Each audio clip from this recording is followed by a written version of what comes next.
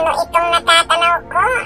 Mula dito sa itaas. Ito na yata yung aking hinahanap-hanap. Hala! Ito na nga. Isang napakalaking bagulan. Kailangan mapuruhan natin to, mga kasilip. Patay kang bagulan ka. Nice shot! Ayan, at hindi na nga nakaaral, mga kasilip. Ating napuruhan.